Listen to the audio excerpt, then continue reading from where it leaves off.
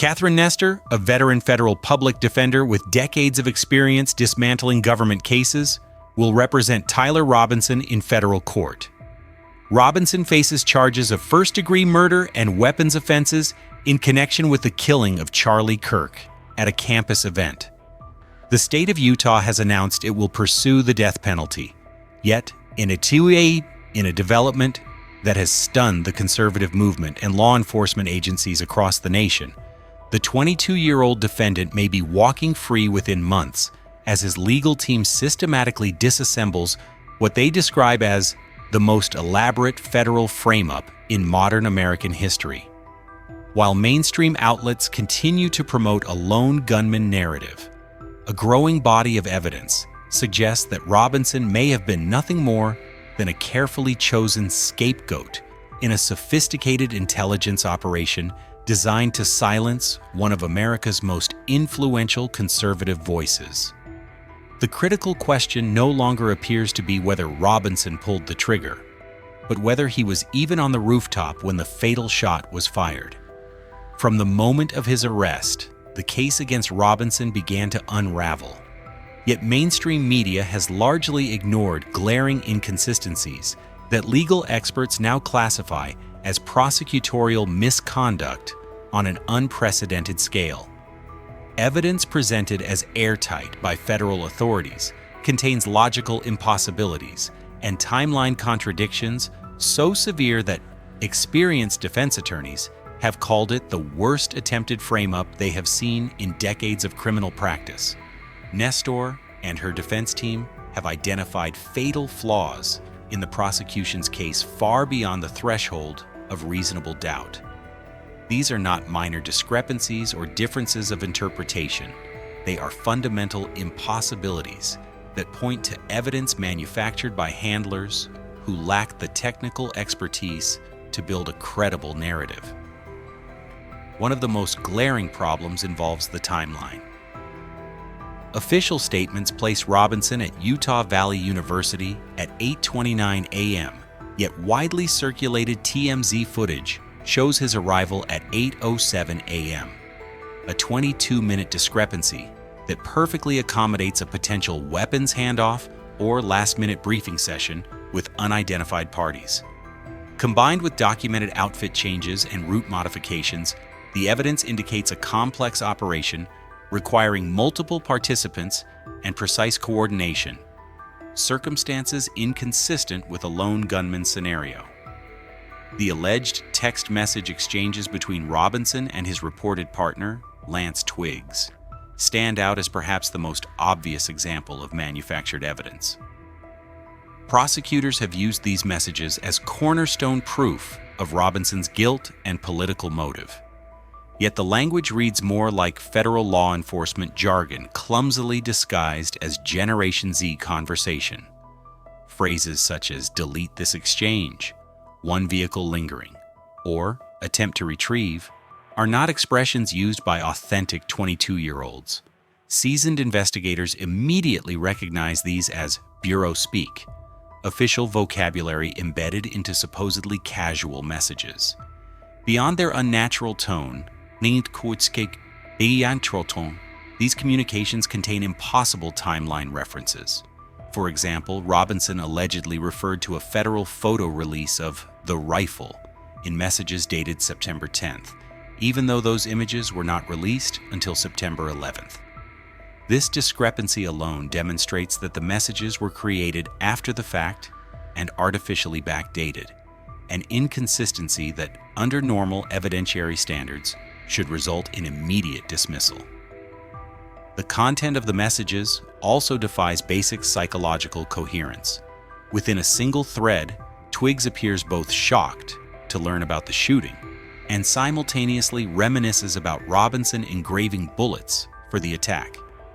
No genuine conversation could contain such contradictory emotional progressions. The abrupt shift from, "You weren't the one who did it, right?" to a calm discussion of technical preparations exposes the scripted nature of these exchanges. Perhaps most damning is the so-called confession note allegedly found under Robinson's keyboard. "I had the opportunity to take out Charlie Kirk, and I'm going to take it."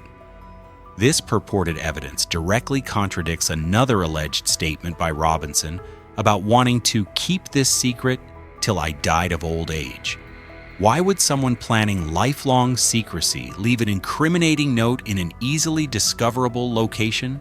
Combined with the convenient appearance of Robinson's DNA on multiple pieces of evidence, without any footage showing him handling them, these contradictions point to evidence planting by individuals with post-incident access to both his genetic material and the crime scene. The FBI's official account of Robinson's actions on the Losey Center rooftop contains physical impossibilities that defy basic firearms mechanics and human capability. According to federal investigators, Robinson disassembled a bolt-action rifle on the rooftop in under 1 second after firing the fatal shot, then reassembled it while fleeing through wooded terrain. Firearms experts across the industry have universally debunked this claim. When a rifle barrel separates from its stock, the weapon loses its calibration entirely.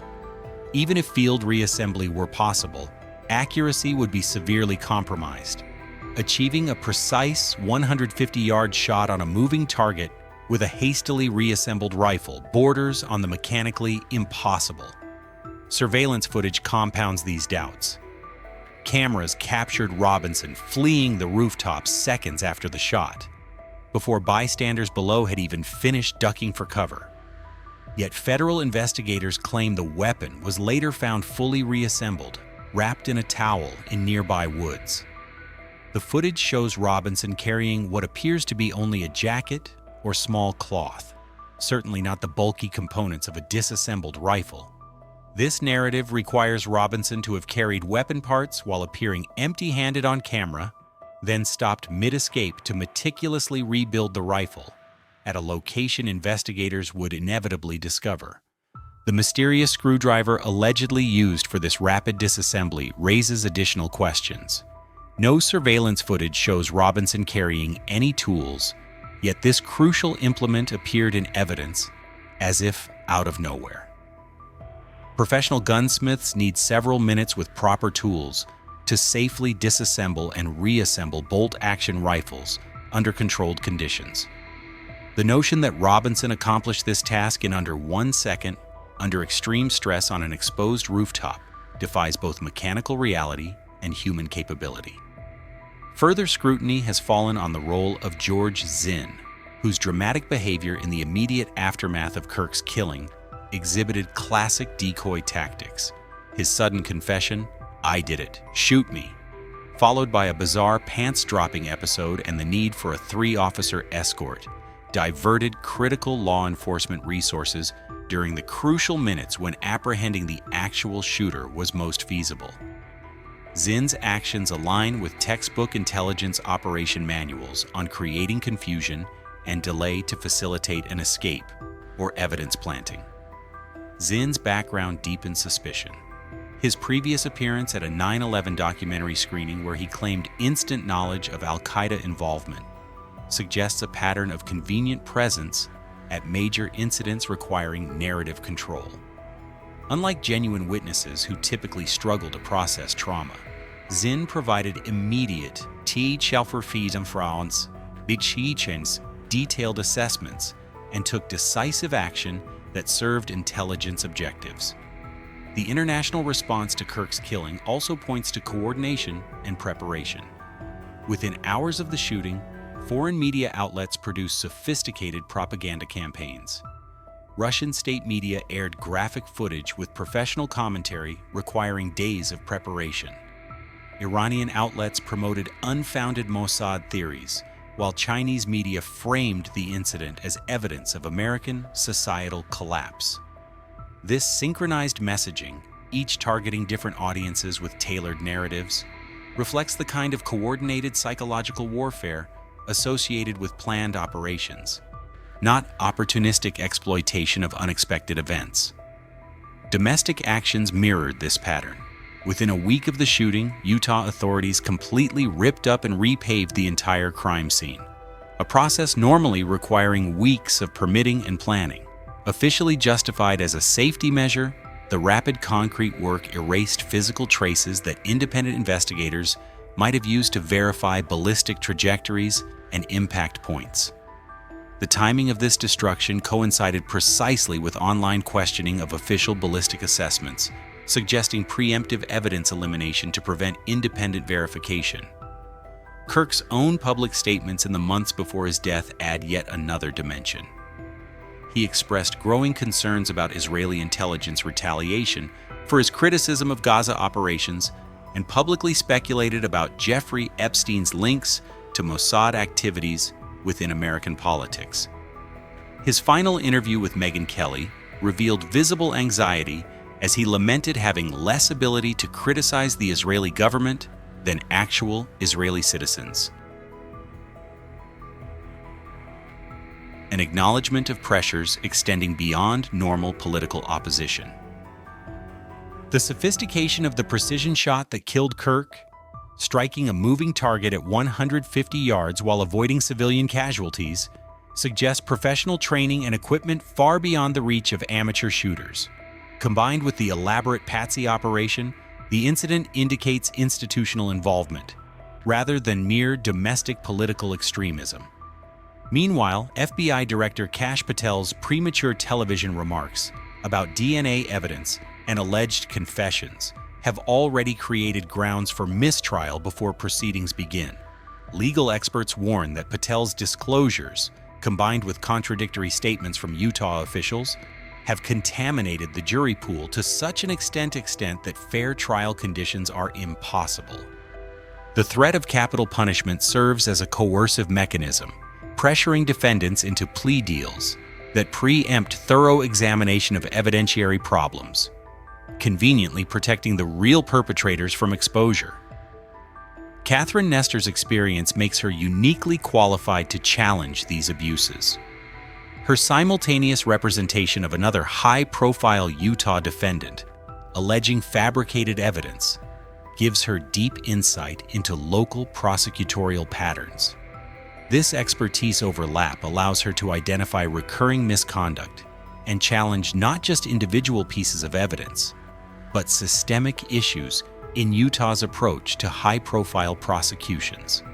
With contaminated evidence, prosecutorial misconduct, and timeline inconsistencies mounting, Robinson's legal team is positioning not for a conventional defense, but for total case dismissal. A successful mistrial motion could free Robinson while protecting the true perpetrators behind the operation. Ironically, Robinson's freedom might serve the interests of those who orchestrated Kirk's elimination by preventing a full public trial that could expose the operation's true nature. As the case advances, the ultimate question is no longer whether Robinson participated in Kirk's death, but rather who executed the precision shot and why such an elaborate deception was necessary. The evidence destruction, decoy tactics, international propaganda, and rapid narrative control point toward institutional involvement at a state level, far beyond the capabilities of any domestic political activist. If Robinson walks free, as legal experts increasingly predict, the country may be forced to confront the possibility that Kirk's killing was a state-sanctioned execution carried out with domestic institutional cooperation and disguised as a lone gunman attack. Such a revelation would expose the capacity and willingness of foreign and domestic actors to eliminate inconvenient American voices and to manipulate public discourse through selective elimination. Robinson's legal victory could therefore represent more than personal vindication. It may crack the facade concealing a broader pattern of state violence against American political figures. By exposing fabricated evidence and impossible timelines, Nestor's defense team is inadvertently revealing the sophisticated deception capabilities of state actors when they target inconvenient voices. The international propaganda response, the rapid evidence destruction, and the precision timing of Kirk's killing all converge on one conclusion. Charlie Kirk was eliminated by professional operatives with state-level resources, and Tyler Robinson was selected as the convenient patsy to deflect attention from the true perpetrators. His potential freedom may finally compel America to confront this reality and the broader implications of foreign state violence operating within its own political discourse.